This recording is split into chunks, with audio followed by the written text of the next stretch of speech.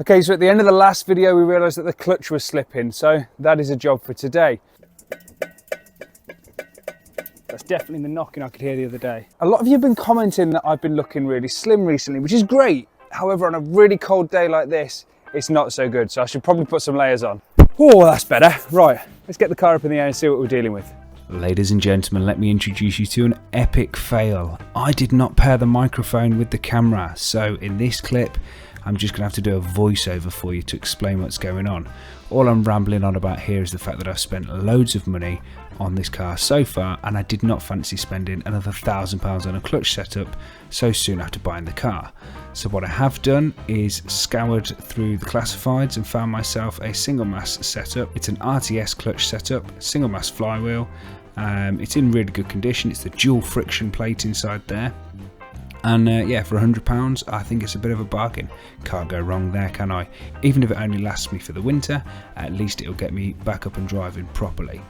So I contacted RTS Clutches because I needed the specific bolts for their flywheel, and I also wanted to change the slave cylinder, so they sent me this fancy one that they supply, which is supposed to be super smooth because it's got this extra little contact ring on it, which takes up the vibrations as you put your clutch down.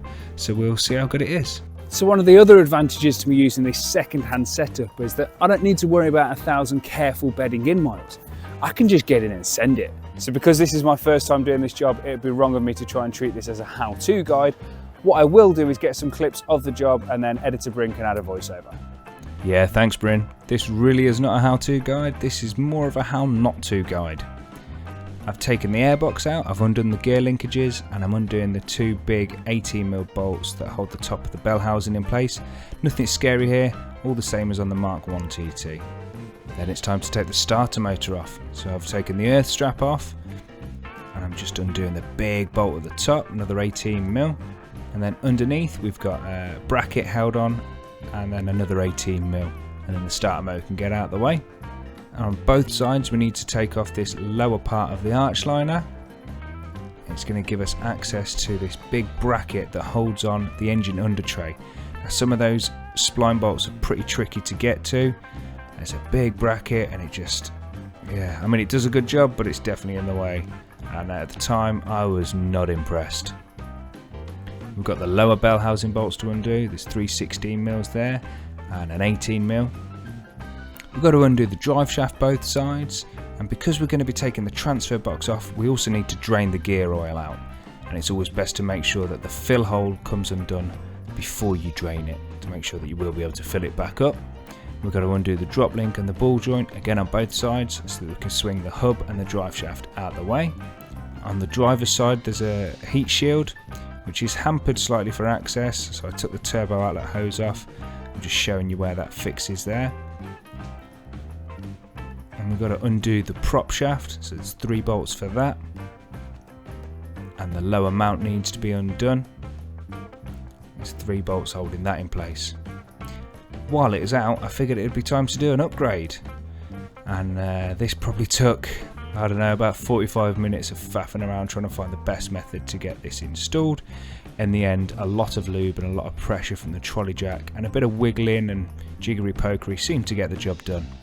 Here I'm just showing you the access for one of the upper bolts for the transfer box. There's 4 holding that in place. The 2 at the bottom you can get to easily. The 2 upper ones are a little bit trickier to get to because look where they are. You can just about see the socket there. Nice awkward access. Right, let's drain this gear oil out. Let's see how bad it is. Bear in mind this is 150,000 miles old probably. I'm hoping it's not too bad. It doesn't actually look too bad. There's still a golden shine to that. Maybe it isn't 150,000 miles old. Maybe someone did service it. Who knows? Right, so this is my setup for removing the gearbox. You can see that I've got the engine supported and the gearbox supported separately. Crack these bolts off by hand first, and then I get lazy and gun them out. And it's worth noting that there's 2 different size bolts here, so don't mix them up. Now I know in that shot it looks promising, it looks like the gearbox is going to come off really easily, and that's what I thought. So I climb underneath and I start wiggling and jiggling and prying, and checking that it will clear the chassis leg and looking at the subframe and thinking, will this, won't this? Yeah, this was not. I'm really sorry, voiceover Bryn, but you're going to have to stop right there because you just cannot portray how epically shit this has been. So, let me show you why. I've had to get it so that the engine stays this way. I've had to support it with the crane, which I wouldn't normally do. I don't have a crossover bar. I normally just support the engine with the trolley jack underneath. But the gearbox will only just go past this part of the subframe, as you can see.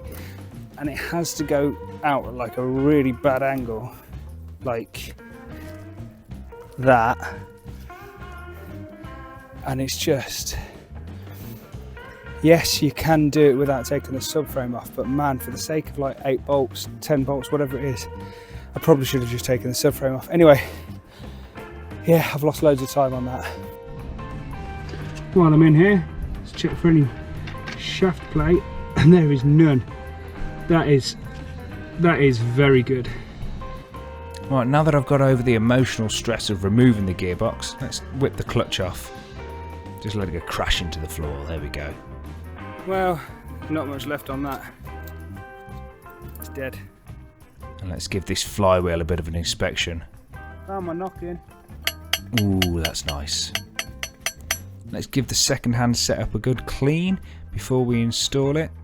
Fresh hardware throughout on there, 60 Newton meters on those bolts, plus a big quarter turn, just to make sure they're not going to back out and go anywhere.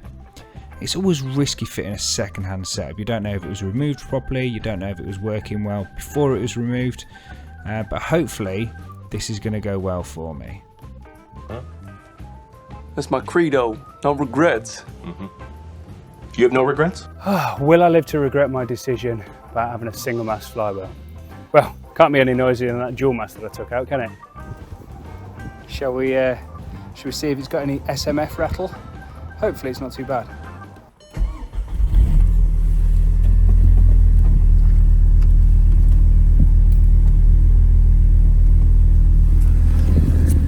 Sounds all right.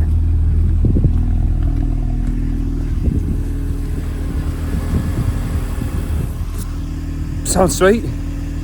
One thing I'm noticing is that low amount that I've done is definitely transferring a little bit through into the cabin, and I got to tell you, I don't mind it. I got to be honest with you, the clutch pedal feels really nice. Feels just like OEM, if not nicer. You know, maybe that's down to that fancy bit on the concentric slave cylinder. But yeah, I think it's time to go for a drive. So the other day, coming back from the breakfast meet with car Chris, he was in front of me in his KO3 based 2 litre front wheel drive that's had a remap, and I thought we'll compare acceleration. So we had a couple of little spurts, and I think I was there or thereabouts with him, but obviously I was being careful about how I introduced the power because my clutch was on its way out. I didn't realise how bad the dual mass was, I've got to be honest with you. That was a bit shocking when I saw that. But yeah, I'm looking forward to being able to just plant it and see what happens. Another thing that I've done, and I will do a little short on this so that this doesn't get lost in the ether, is reset my mag ride. It is no longer bouncy on the rear. Now I know when I changed the springs it made it better, but it still wasn't perfect.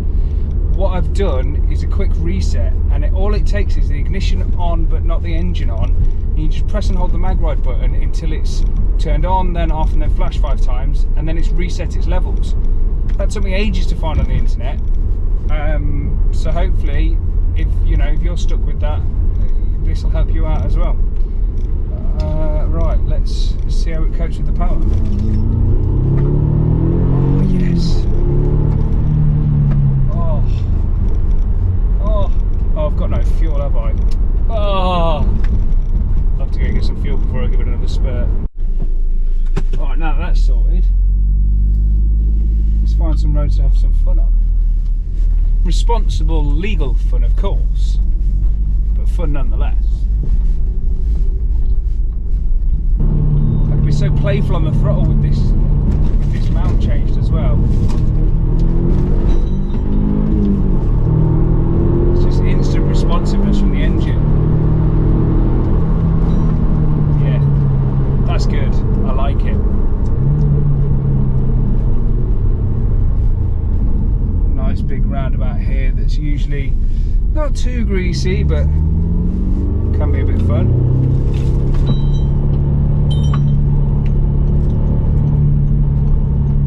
Something else quattro in front of me and he's in the way.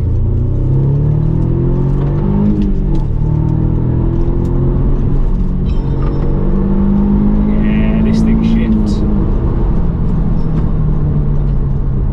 That's enough fun for today. But in terms of feel and the way this drives, I can't even tell I've got a single mass flywheel, I'm not going to lie. So big shout out to Steve at RTS for sorting me out with the flywheel bolts and the slave cylinder that I needed to be able to get this kit fitted. Like I say, it happened on a bargain on Facebook Marketplace, £100, took a gamble, and you know what, it has definitely paid off. I am really enjoying driving this car more and more and more. So yeah, there's going to be plenty more content on this little bad boy, I tell you. So I've got a few upgrades I need to do to sort the handling further. We've got some bushes to do, like the anti-lift kit. I need to do a service on the Haldex to make sure that it's definitely working to its full potential, but on that last roundabout I definitely felt the rears kicking in and then losing a bit of grip. And the reason for that, them rear tyres are really not much good.